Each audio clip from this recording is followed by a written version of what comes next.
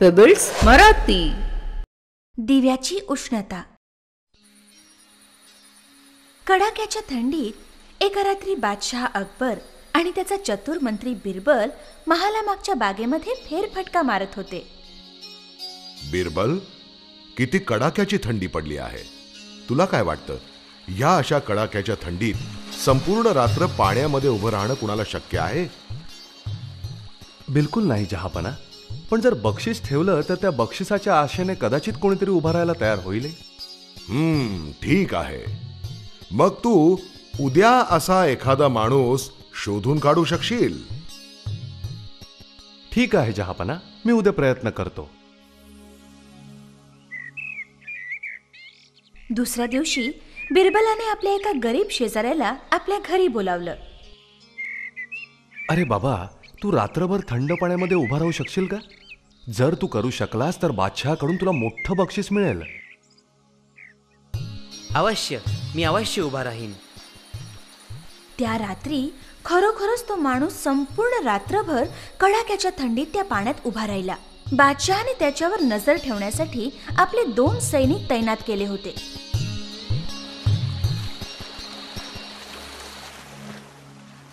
भल्या पहाटे बादशाह त्या गरीब माणसाला भेटायला आला.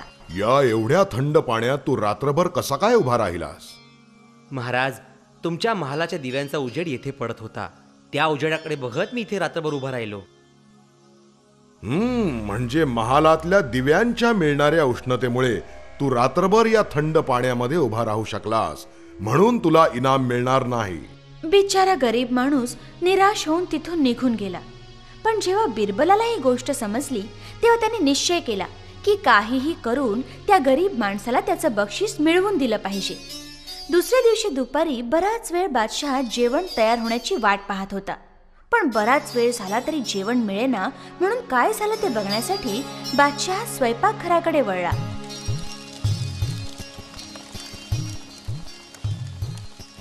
हा तर मूर्खपणा आहे. जर भांड आगीपासून एवढ्या उंचावर लटकवून ठेवलं तर जेवण शिजणार कसं? का नाही शिजणार जहापना? जर थंड पाण्यात उभ्या असलेल्या व्यक्तीला दूरच्या महालाच्या दिव्याची ऊब मिळू शकते, तर आगीपासून केवळ 10 फूट अंतरावर असलेल्या भांड्यातील अन्न पदार्थ का बरं नाही शिजणार? आता अकबर बादशाहच्या डोक्यात प्रकाश पडला. त्याला स्वतःची चूक समजली आणि मग त्याने त्या गरीब माणसाला बोलवून त्याला त्याचं बक्षीस दिलं. मूर्खांची मेजवानी.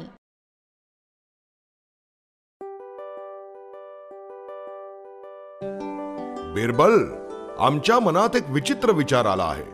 आपल्या राज्यातील 4 मूर्खांना आम्ही मेजवानी देऊ इच्छितो. तू अशा 4 मूर्खांना शोधून आण. जरूर जहापना. बिरबल विचारात पडला की बादशहासाठी 4 मूर्ख कुठून बरं शोधून आणावेत. त्याच वेळेला एक माणूस गाढवावर बसून मोळी डोक्यावर घेऊन येताना त्याला दिसला. अरे, ही मोळी तू डोक्यावर कशाला उचलली आहेस? ही तर तू गाढवावर पण ठेवू शकतोस. हो, मला माहिती आहे. पण मी जर का ही गाढवावर ठेवली तर त्याच्या वजनानं गाढव मरू सुद्धा शकेल, म्हणून मी ही माझ्या डोक्यावर ठेवली आहे. अरे वा, हाच आहे तो ज्याची बादशहाला गरज आहे. चला, याला बादशहाकडे घेऊन जाऊया. काही दूर चालल्यानंतर बिरबलाला एक माणूस काहीतरी शोधताना दिसला. अरे, तू काय शोधतोयस? माझी अंगठी कुठेतरी हरवली आहे, तीच शोधतोय मी. पण अंगठी हरवली कुठे होती? माझ्या घरी. अरे, मग इथे का शोधतोयस? तिकडे खूप अंधार आहे ना, उजेड तर इथे पडलाय, म्हणून मी ती इथे शोधतोय. हे तर फक्त 2च मूर्ख आहेत. उरलेले 2 कुठे आहेत? खरं बोलल्याबद्दल माफी असावी जहापना, पण बाकी 2 मूर्खही इथंच आहेत. आपण 2. काय? आपल्या प्रजेच्या इतर महत्वाच्या गोष्टी असताना तुम्ही मूर्खांना शोधायची गोष्ट केली आणि मी त्या मूर्खांना शोधायला बाहेर पडलो. बादशहाला आपली चूक समजली.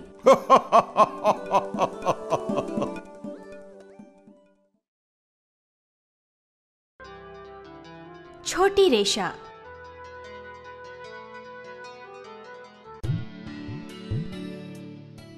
एक दिवस अकबर बादशहाने आपल्या दरबारात एक विचित्र प्रश्न विचारला. कोणी या रेषेला हात लावल्याशिवाय तिला लहान करून दाखवेल का? तिथे एक रेषा आखली गेली.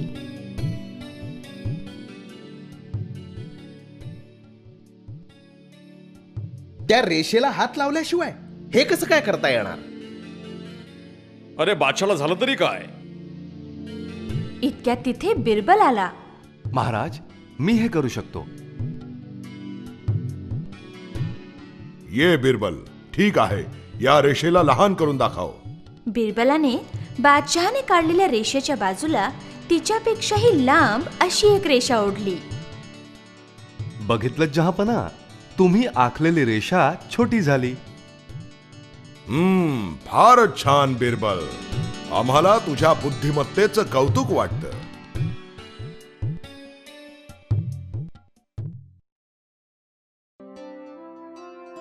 जे घडतं ते भल्यासाठी. एक दिवस आंबा कापत असताना अकबराचं बोट कापलं गेलं.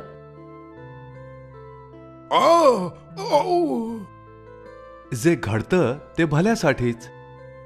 काय, आमचं बोट कापलंय, आम्ही विव्हळतोय आणि तू आमची गंमत करतोयस? सैनिकांनो, याला कारागृहात टाका. ठीक आहे, जे घडलं ते भल्यासाठीच. दुसऱ्या दिवशी अकबर बादशाह शिकारीला गेला. तिथं तो जंगलात रस्ता चुकला. रस्ता शोधत शोधत तो चुकून एका क्रूर आदिवासी जमातीच्या भागात गेला. तिथल्या आदिवासी लोकांनी त्याला बंदी बनवलं.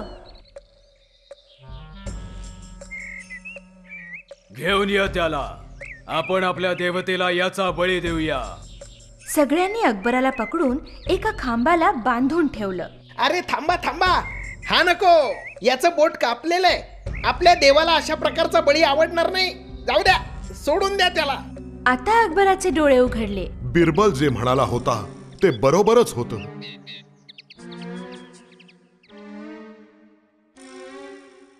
अकबर बादशाह पुन्हा महालात परतला आणि येताच क्षणी त्याने बिरबलला कैदेतून सोडण्याचे आदेश दिले.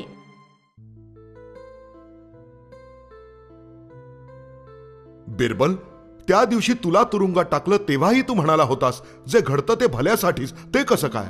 जहापना, जर आपण मला तुरुंगात टाकलं नसतं तर आज मी तुमच्या बरोबर असतो आणि मग आदिवासी लोकांनी तुम्हाला सोडून मला बळी दिलं असतं. तुझं म्हणणं बरोबर आहे बिरबल. जे घडतं ते भल्यासाठीच.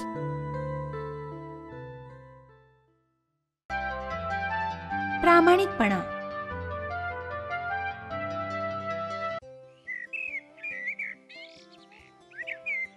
एक दिवस बादशाह आणि बिरबल एकमेकांशी गप्पा गोष्टी करत होते. बिरबल, आम्हाला असं वाटतं की आपल्या राज्यातील सगळे लोक खूप प्रामाणिक आहेत. सांगता येत नाही महाराज. आजकाल लोक पूर्वीसारखे प्रामाणिक राहिलेले नाहीयेत. तू हे कशावरून सांगू शकतोस? ठीक आहे, मी उद्याच हे सिद्ध करून दाखवीन. दुसऱ्या दिवशी बिरबलाने एक दवंडी पिटवली. ऐका ऐका ऐका, मंदिराच्या उत्सवासाठी राज्यातल्या सर्व नागरिकांनी देवळासमोर ठेवलेल्या हंड्यामध्ये 1 शेर दूध टाकायचे आहे. हे बादशाचे फरमान आहे. हो, सगळ्या लोकांनी हंड्यामध्ये दूध आणून ओतलं.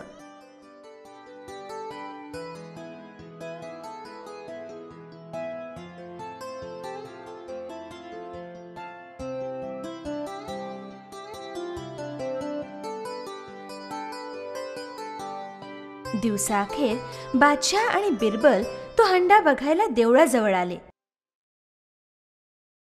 त्यांनी पाहिलं की त्या हंड्यामध्ये फक्त पाणीच होतं.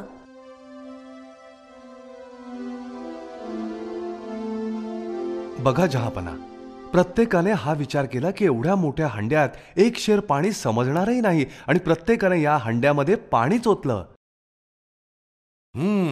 बिरबल, काल तू जे म्हणालास ते खरं आहे. आजकाल आपली प्रजा प्रामाणिक राहिलेली नाही.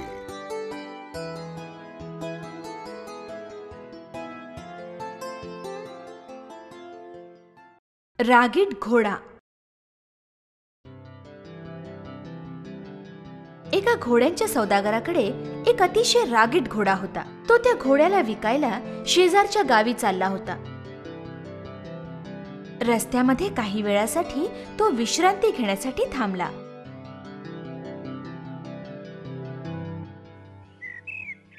ए, तुझ्या गाढवाला तिकडे बांधू नको. माझा घोडा फार रागीट आहे, तो त्या गाढवाला मारून टाकेल. हे झाड काय तुझ्या मालकीचं आहे? मी माझं गाढव इथंच बांधणार.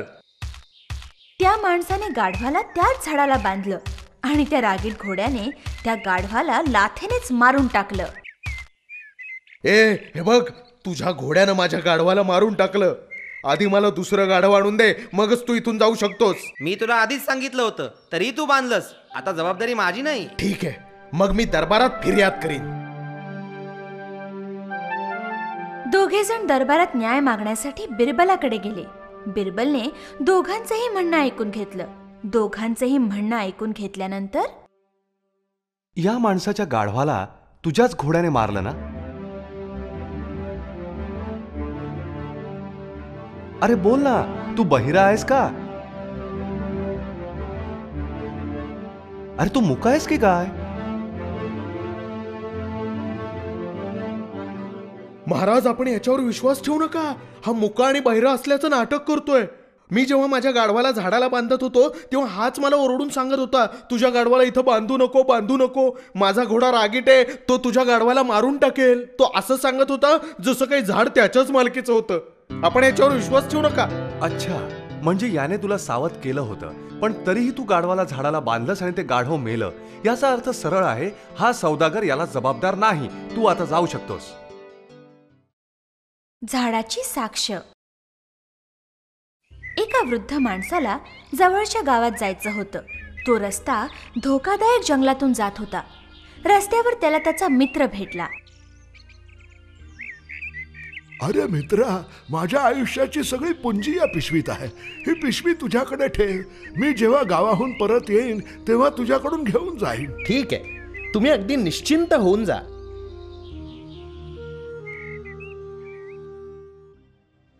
काही दिवसानंतर तो वृद्ध माणूस परत आला आणि आपल्या मित्राकडे ठेवलेली पिशवी परत मागितली. अरे मित्रा, माझे पैसे आता मला परत दे. कोणते पैसे? काय उलट सुलट बोलतोयस तू? चल जा इथून. तो वृद्ध माणूस न्याय मागण्यासाठी बिरबलाकडे गेला. बिरबलने दोघांनाही बोलावून सर्व कथा ऐकली. त्याने त्या वृद्धाला विचारलं, तुम्ही याला कोणत्या जागी पैसे दिले होते? जंगलाच्या रस्त्यावर एका चिंचेच्या झाडाखाली. ठीक आहे, तर मग असं करा, चिंचेच्या झाडाला साक्षी करता बोलवा. झाडाने जर तशी साक्ष दिली तर तुमचे पैसे तुम्हाला परत मिळतील. हे बोलणं ऐकून तो वृद्ध माणूस गोंधळला. परंतु बिरबलाच्या सांगण्याप्रमाणे तो चिंचेच्या झाडाला साक्षीदार म्हणून बोलवायला गेला. काही तासांनंतर, अरेच्छा, एवढा वेळ झाला तरी अजून तो परत नाही आला. ते झाड किती लांब आहे इथून? ते झाड इथून 4 मैल लांब आहे महाराज. ठीक आहे, तर मग आपण त्याची वाट पाहूया. काही तासांनंतर तो वृद्ध माणूस परत आला. महाराज, मी त्या झाडाला पुन्हा पुन्हा साक्षीसाठी बोलावलं, पण ते झाड हलतही नाही. घाबरू नको, ते झाड आधीच इकडे येऊन आपली साक्ष देऊन गेलंय. जर तू पैसे घेतलेसच नाहीस तर तुला कसं माहित की ते झाड कुठे? मुकाट्यानं आपली चूक मान्य कर, नाहीतर तुला अत्यंत कठोर सजा दिली जाईल. महाराज, मला माफ करा. मी आजच याचे पैसे याला परत देतो.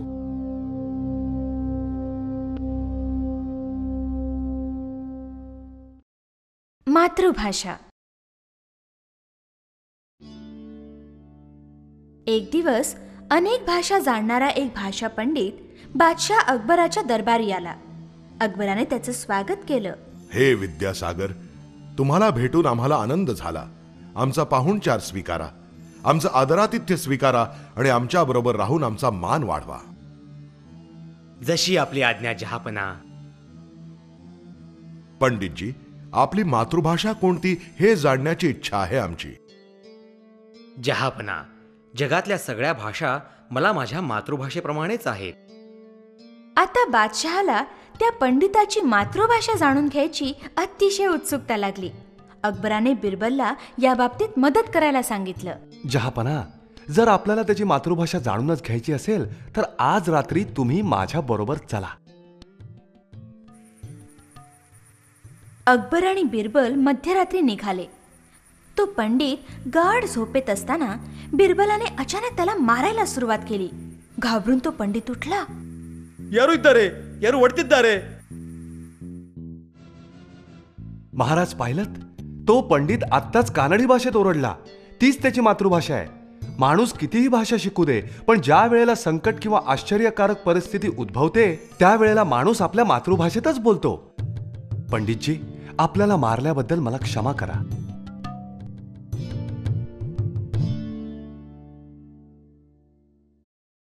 पक्ष्यांची मोजणी. एक दिवस अकबराच्या मनात बिरबलाची परीक्षा घेण्याची इच्छा झाली. बिरबल, आपल्याकडे नद्या, नाले, पर्वत, लोक, झाडं या सगळ्यांची गणना आहे. फक्त पक्ष्यांची मात्र मोजणी अजून झालेली नाही. म्हणून पक्ष्यांच्या मोजणीची जबाबदारी मी तुझ्यावर सोपवतो आहे. तर बादशहाला माझी परीक्षा घ्यायची आहे. ठीक आहे, होऊन जाऊ दे. जहापना, मी उद्याच तुम्हाला सांगतो. दुसऱ्या दिवशी बिरबल बादशहाला भेटायला दरबारात गेला. तर बिरबल, तू पक्ष्यांची मोजणी सुरू केलीस? मोजणी झाली जहापना.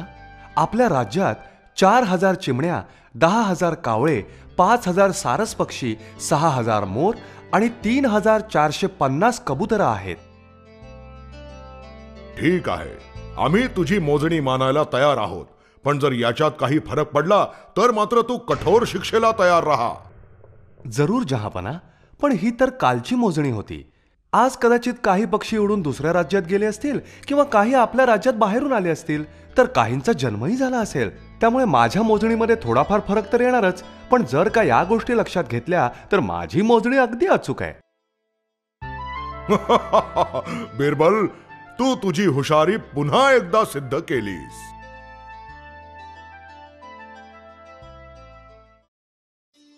जादूची काठी. एक दिवस दरबारात बिरबलाकडे एक समस्या आली. महाराज, माझे सगळे पैसे आणि दागिने चोरीला गेलेत. केवळ तुम्हीच मला मदत करू शकता. माझ्या वस्तू परत मिळवून देऊ शकता. तुला कोणावर संशय आहे का? बहुतेक माझ्या घरचा एखादा नोकर असावा. दुसऱ्या दिवशी बिरबलाने सगळ्या नोकरांना बोलवलं आणि प्रत्येकाच्या हातात एक एक काठी दिली.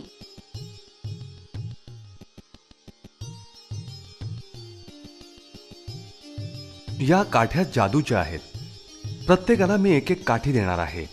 ज्याने चोरी केली असेल त्याची काठी उद्या अर्धा इंच लांब होईल. आता तुम्ही सगळे जा. सगळ्या नोकरांना वेगवेगळ्या खोल्यांमध्ये राहायला दिलं गेलं.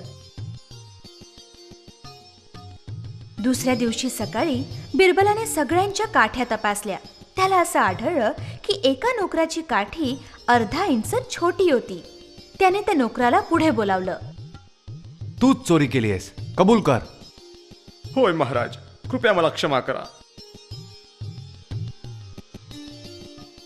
महाराज, तुम्ही कसं काय ओळखलत हे? ही काही जादूची काठी नाही किंवा ही अर्धा इंच वाढणारही नाही. पण ज्यानं चोरी केली होती त्याला अशी भीती होती की ही काठी अर्धा इंच वाढेल आणि म्हणूनच त्यानं ती वाढण्याच्या आधीच कापून टाकली. त्यावरून मला कळलं की तोच माणूस खरा चोर आहे. प्रामाणिक व्यापारी. एक व्यापारी आपला माल विकण्यासाठी आग्र्याला निघाला होता. रस्त्यात एक नदी पार करण्यासाठी त्याने एक होडी भाड्याने घेतली आणि आपले सर्व सामान त्यावर लादले. होडी जेव्हा दुसऱ्या किनाऱ्यावर पोहोचली तेव्हा तो व्यापारी आपले सामान त्यातून उतरवू लागला. काय करतोस रे? काय म्हणजे? माझं सामान घेतोय मी? कसलं सामान? हे तर माझं आहे. हे ऐकून त्या व्यापाऱ्याला धक्काच बसला. त्वरित तो बिरबलाकडे गेला आणि त्याला सर्व हकीकत सांगितली. बिरबलजी, मी एक व्यापारी आहे. मी माझा माल विकण्यासाठी आणलाय. पण नदी पार करण्यासाठी मी होडी भाड्याने घेतली आणि दुसऱ्या किनाऱ्यावर गेल्यावर त्या नावाड्यांनी सांगितलं की हे सामान त्याचंच आहे म्हणून. कृपया मला मदत करा. बिरबलाने शिपायांतर्फे त्या नावाड्याला बोलावले. बिरबलाने बराच वेळ त्याला उलटे सुलटे प्रश्न विचारले, परंतु हा माल माझाच आहे अशा बोलण्यावर तो नावाडी कायम राहिला. दुसऱ्या दिवशी बिरबल एका दुसऱ्या व्यापाऱ्याला घेऊन नदी किनारी वेषांतर करून गेला. तिथे बिरबलाने त्या नावाड्याला बोलावलं आणि त्याच्या बोटीतील सामानाची किंमत विचारली. या साऱ्या सामानाची किंमत 10,000 रुपये आहे. तुम्ही जास्त द्या, मी तुम्हाला विकतो. छे, अशा प्रकारच्या वस्तूंनी तर बाजार भरलाय. 5,000 रुपयाला देतोस का? तर मी उद्या तुझ्याकडून खरेदी करतो. काही वेळ घासाघीस केल्यावर तो नावाडी 5,000 रुपयांना तयार झाला. अरे पण आधी आम्हाला माल तर बघू दे. माल बघितल्याशिवाय आम्ही पैसे कसे देणार? नावाड्याने त्यांना वस्तू दाखवल्या. छे छे, या मालासाठी 5,000 रुपये? 3,000 रुपयापेक्षा एक पैसाही जास्त देणार नाही. विकतोस का बोल? ठीक आहे, चला काढा पैसे आणि घेऊन जा माल. मला वेळ नाही. दुसऱ्या दिवशी पुन्हा येण्याचे आश्वासन देऊन ते दोघे तेथून निघून गेले. घरी पोहोचल्यावर बिरबलाने त्या पहिल्या व्यापाऱ्याला बोलावणे पाठवले. हे बघ, मी तुझा सर्व माल विकत घेतो.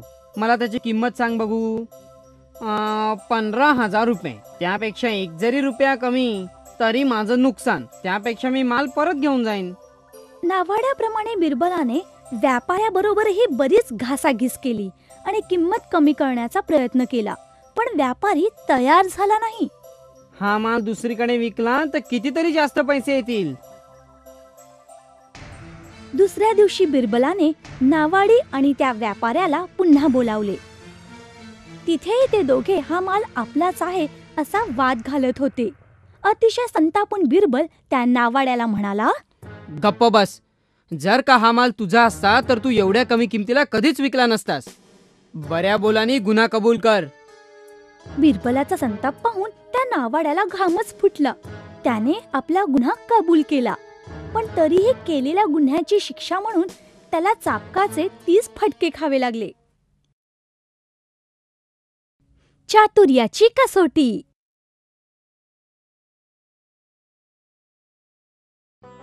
पर्शियाच्या दरबारात येणारी प्रत्येक व्यक्ती बिरबलाच्या चातुर्याची आणि बुद्धिमत्तेची भरभरून प्रशंसा करत असे. त्यामुळे राजाला बिरबलला बघण्याची उत्सुकता लागली होती. त्याने सम्राट अकबरला एक पत्र लिहिले. त्या पत्रात त्याने बिरबलाला आपल्याकडे एका आठवड्यासाठी पाहुणा म्हणून पाठवण्याची अकबराला विनंती केली होती. अकबराने बिरबलाला पाठवण्याचा निर्णय घेतला. आपल्याबरोबर नजराणे घेऊन बिरबल पर्शियाच्या राजाला भेटायला निघाला. बिरबलाचे स्वागत करण्यासाठी पर्शियाचे मंत्री त्याला सामोरे गेले. आपले स्वागत असो. जहापना आपली वाट पाहत आहे. चला त्यांना भेटूया. ते दोघेही दरबारात गेले, परंतु दरबारात प्रवेश केल्यावर बिरबलला आश्चर्याचा धक्काच बसला. तिथे 6 एकसारख्या सिंहासनावर हुबेहूब एकसारखी दिसणारी 6 माणसे बसली होती. राजाला यापूर्वी कधीही न पाहिल्यामुळे बिरबल जरासा गोंधळला. त्याला कळेना की यातला खरा राजा कोणता, परंतु क्षणार्धात स्वतःला सावरून त्याने बारकाईने सर्वांचे निरीक्षण केले आणि मध्ये बसलेल्या एका माणसाच्या दिशेने बिरबल सरळ चालत गेला आणि त्याने त्याला वाकून प्रणाम केला. जहापना, प्रणाम स्वीकार करावा. आपल्याला भेटून आनंद झाला. बिरबलने आपल्याला अचूक ओळखले याचा पर्शियाचा राजा शहाला धक्काच बसला. बिरबल, ह्यापूर्वी तू मला कधीही पाहिले नाहीस आणि तरी तू मला ओळखलेस. तू कसे ओळखलेस की मीच राजा आहे? जहापना, सुरुवातीला खरा राजा कोणता याबाबत माझाही गोंधळ उडाला, परंतु मग मी नीट निरीक्षण केले. मला असे आढळले की सर्वजण तुमच्याकडे पाहत होते, मात्र तुम्ही सरळ माझ्याकडे पाहत होतात. तेव्हाच मला कळलं की हे बाकीचे सर्वजण नकली आहेत आणि तुम्हीच या सगळ्यांमध्ये खरे राजे आहात. वाह बिरबल, वाह. बिरबल आणि गायक. एकदा अकबराच्या दरबारात एका गायकाचा गाण्याचा कार्यक्रम आयोजित करण्यात आला होता.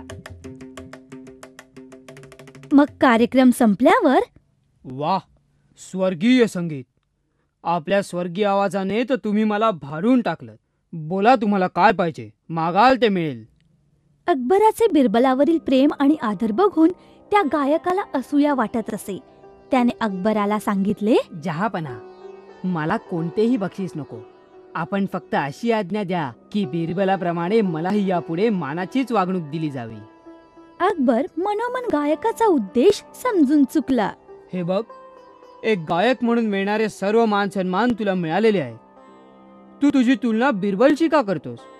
बिरबल एक बुद्धिवादी आहे आणि तो राजनीतीमध्ये निपुण आहे. एक राजकारणी म्हणून त्याला मानाची वागणूक नेहमीच दिली जाते.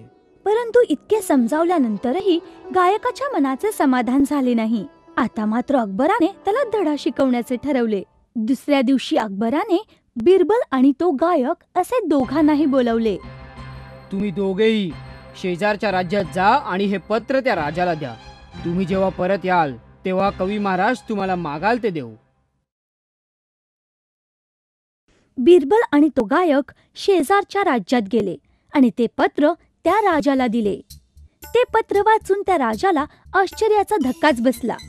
त्या पत्रात लिहिले होते की हे पत्र घेऊन येणाऱ्या माणसांचे दोन्ही हात तोडण्यात यावेत. राजाने आपल्या सैनिकांना आज्ञा दिली. सैनिकांनो, उद्या सकाळी या दोघांचेही हात कापून टाका. हे ऐकताच गायकाची तर भीतीने गाळणच उडाली.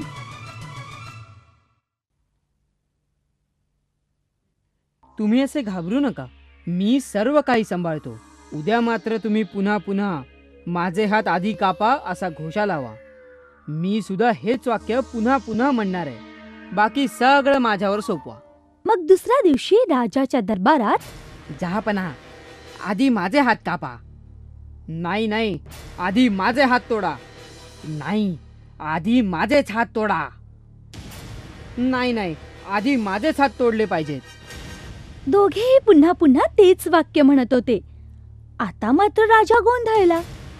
काय चाललंय हे सगळं? तुम्हाला मरायचंय का? तसं नाही महाराज, पण ह्या मागे एक योजना आहे. योजना? कसली योजना? होय जहापना, सम्राट अकबरांना तुमचे राज्य जिंकायचे आणि राज ज्योतिषाने त्यांना सल्ला दिलाय की त्यांनी 2 माणसं तुमच्याकडे हात तोडण्यासाठी पाठवावी.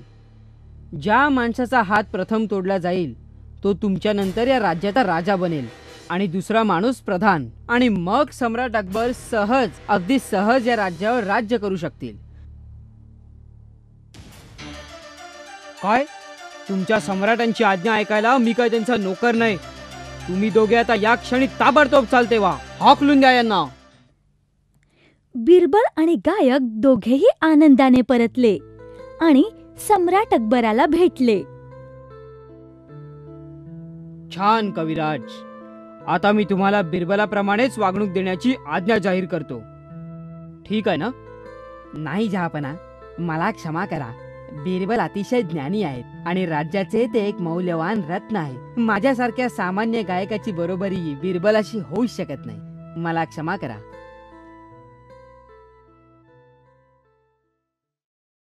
तरंगता महाल. एक दिवस अकबराच्या मनात एक चमत्कारिक इच्छा जागृत झाली. त्याने ती इच्छा आपल्या मंत्रिमंडळाला सांगितली. मला तरंगता महाल पाहिजे. कोणत्याही आधाराशिवाय सांगा, असा महाल कसा बांधायचा? सगळ्या मंत्र्यांना तर धक्काच बसला. काय बोलावे हे कोणाला सुचेना. कोणी बोलत नाही हे बघून शेवटी अकबराने बिरबलाला आपली इच्छा सांगितली. अकबराच्या कोणत्याही इच्छेला बिरबल कधीही नाही म्हणत नसे.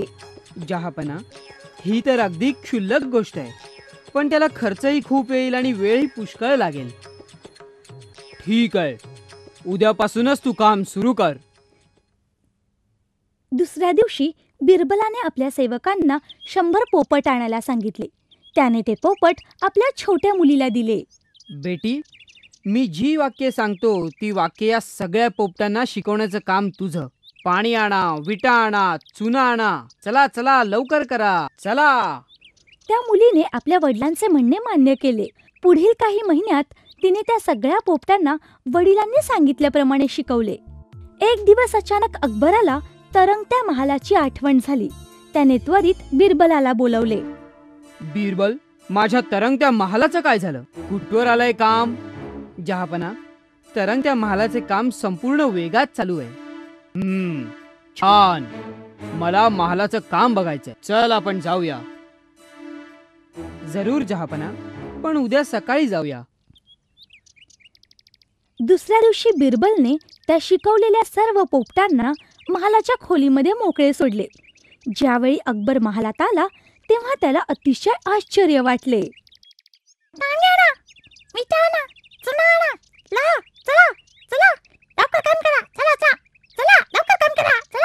अशा प्रकारची वाक्ये बोलत ते सर्व पोपट खोलीमध्ये इकडून तिकडे उडत होते. हे दृश्य पाहून काहीच न उमगल्यामुळे अकबराने बिरबलाला विचारले, हे सगळं काय बिरबल? तरंगता महाल कुठे आहे? जहापना, महाल तर हवेत तरंगतोय आणि म्हणून तुम्हाला दिसत नाहीये. तुला तोड नाही बिरबल. कमाल आहे तुझ्या बुद्धिमत्तेची.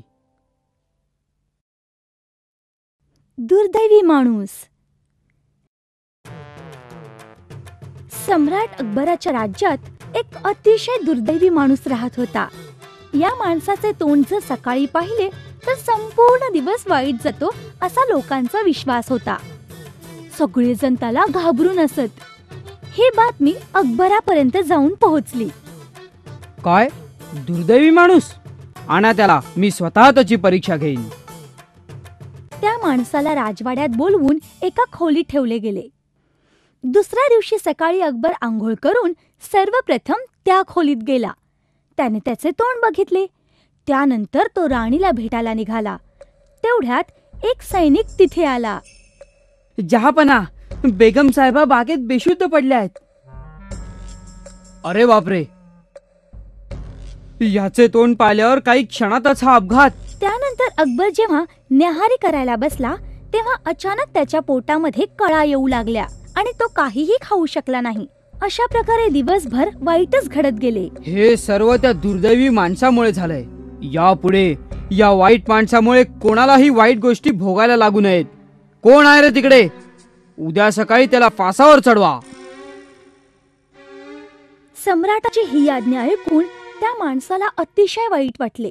तो रडू लागला. अचानक त्याने पाहिले की बिरबल त्याच दिशेने येत होता. बिरबलाला पाहून त्याला आशा वाटली की तो आपल्याला ह्या संकटातून बाहेर काढू शकेल. त्याने बिरबलाला सर्व काही सांगितले. काही काळजी करू नकोस, मी तुला मदत करेन. बिरबलाने त्या माणसाच्या कानात काहीतरी सांगितले. दुसऱ्या दिवशी अखेरची इच्छा म्हणून त्या माणसाने बादशहाची भेट मागितली. त्याला सम्राट अकबरा पुढे नेऊन उभे करण्यात आले. जहापना, मला ही शिक्षा का दिली जाते? मी फक्त ऐकलं होतं, पण आता मला खात्री पटलीये की तू दुर्दैवी आहेस. तुझा कोणालाही त्रास होऊ नये म्हणून तुला ही शिक्षा दिली जाते. सैनिकांनो, घेऊन जा याला. क्षमा असावी महाराज, माझं तोंड पाहिल्यामुळे तुम्हाला दिवसभरात काही खाता आलं नाही.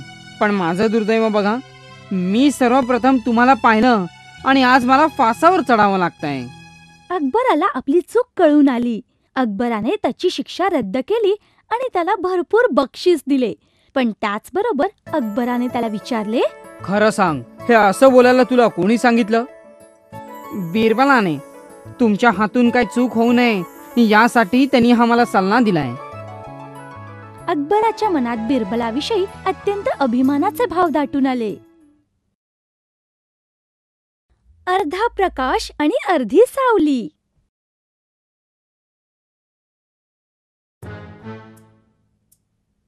तसे अकबर आणि बिरबल एकमेकांचे जिवलग मित्र होते. परंतु कधी कधी मात्र त्यांच्यात खूप वादावादी होत असे. अशा वेळी रागावून अकबर बिरबलला दरबारात येण्यासाठी मनाई करत असे. परंतु काही दिवसानंतर अकबर स्वतःच बिरबलला शोधून त्याची समजूत काढून पुन्हा त्याला दरबारात घेऊन येत असे. पण एकदा बिरबल रागावून अज्ञातवासात निघून गेला. काय झालं असेल बरं? इतके दिवस झाले पण बिरबल अजून आला नाही. सैनिकांनो, जा, काही करून बिरबलाला शोधून काढा. त्याला शोधायला गेलेले सैनिक हात हलवत परतले. त्यांनी अकबरला सांगितलं की बिरबलचा काही पत्ताच नाही. बराच विचार करून अकबराने एक योजना आखली. माझी आज्ञा आहे, उद्या सकाळी प्रत्येक माणसाने राज दरबारात हजेरी लावली पाहिजे आणि तेही अर्धे उजेडात आणि अर्धे सावलीत. हे ऐकून लोकांना तर धक्काच बसला. दुसऱ्या दिवशी राज दरबाराकडे कोणी फिरकलेच नाही. आपल्या महालात बसलेल्या अकबराला अचानक बाहेरून एक आवाज ऐकू आला. जहापना, आपल्या आज्ञेप्रमाणे मी अर्धा प्रकाश आणि अर्ध्या सावलीमध्ये आलोय. हे ऐकून अकबर बाहेर आला. लगेच सर्व लोक जमा झाले. राजवाड्याच्या प्रवेशद्वारात एक माणूस उभा होता. आपल्या डोक्यावर त्याने खाट धरली होती. दोराने विणलेली खाट अकबराने पाहिली. जहापना, आपल्या आज्ञेप्रमाणे मी आलोय. अकबराला क्षणात सगळे समजून चुकले. आधी ही युक्ती कोणाची आहे ते सांग. जहापना, बिरबलाशिवाय दुसरं कोण असणार? बिरबल सध्या माझ्याच बरोबर राहतोय. अकबराने त्या माणसाला भरपूर बक्षीस दिले आणि बिरबलाची समजूत काढून त्याला पुन्हा राजमहालात आणले. मेजवानी. सम्राट अकबरचा वाढदिवस साजरा करण्यासाठी एक मोठी जंगी मेजवानी आयोजित करण्यात आली होती. सर्वांना आमंत्रण केले होते. बिरबल अकबराच्या बाजूलाच बसला होता. वांग्यापासून बनवलेला एक चविष्ट पदार्थ अकबर मोठ्या चवीने खात होता. बिरबल, हा वांग्याचा पदार्थ अगदीच चविष्ट आहे. तुझं काय मत आहे? होय जहापना, फारच चविष्ट. वांग तर जगातली सर्वात चविष्ट भाजी आहे. खान साम्याला कळवा, माझ्या रोजच्या जेवणात सगळे वांग्याचेच पदार्थ असले पाहिजेत. जशी आज्ञा जहापना. वांग्याची तुलना तर कोणत्याच भाजीशी होऊ शकणार नाही. रोज रोज वांग्याचे पदार्थ खाऊन अकबर लवकरच कंटाळला. त्याला वांगे अजिबात आवडेनासे झाले. काही दिवसांनंतर पुन्हा एक मेजवानी आयोजित करण्यात आली होती. तिथेही बिरबल अकबराच्या शेजारी बसला होता. नेहमीप्रमाणे वांग्याचा रस्सा वाढला गेला. बिरबल, हा वांग्याचा रस्सा कसा काय वाटला तुला? शी, काय घाणेरडी भाजी आहे आणि आपण ती रोज खातो. शी. होय जहापना, सगळ्यात वाईट भाजी कोणती असेल तर ती वांग्याची. ती खाण्यापेक्षा मी उपाशी राहीन. अकबराला अतिशय आश्चर्य वाटले. अरे बिरबल, तुला झाले तरी काय? माझ्या वाढदिवसाच्या मेजवानीच्या दिवशी तू वांग्याची खूप तारीफ करत होतास आणि आता? मग मी काय करायला पाहिजे जहापना? मी नोकर तुमचा आहे, वांग्याचा नाही.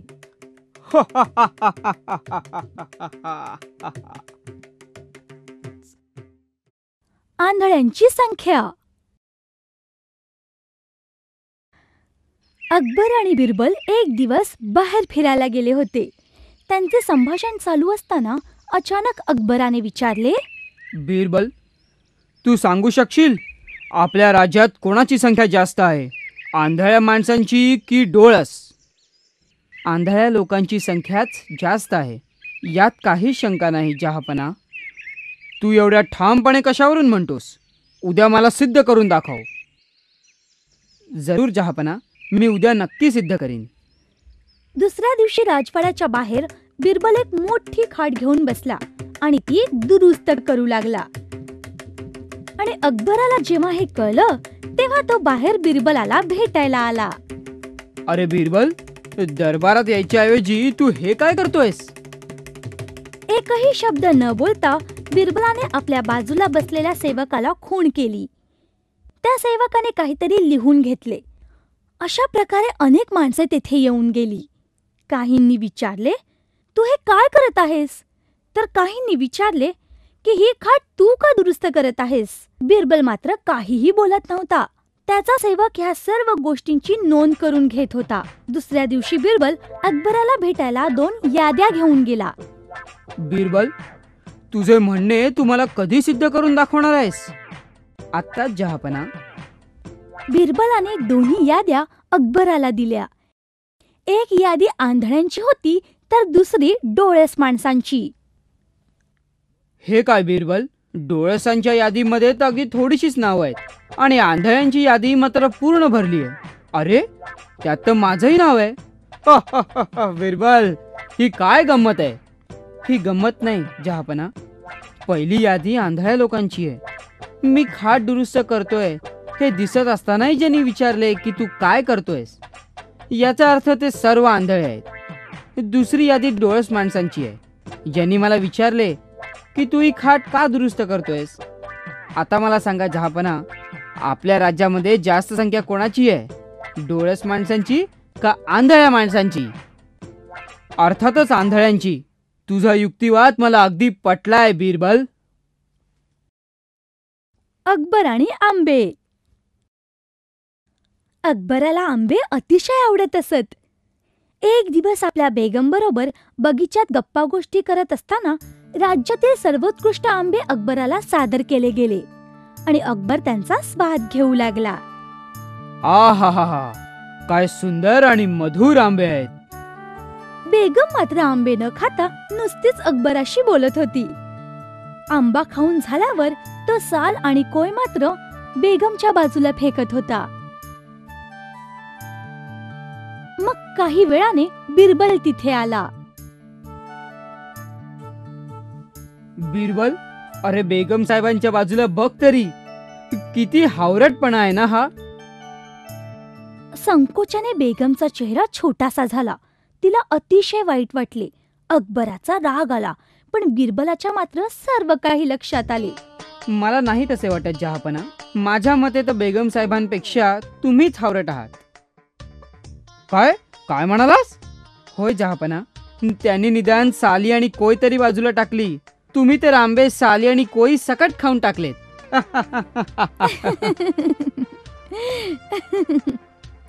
बिरबलाच्या या बोलण्यावर सगळेजण हसू लागले. पेबल्स मराठी.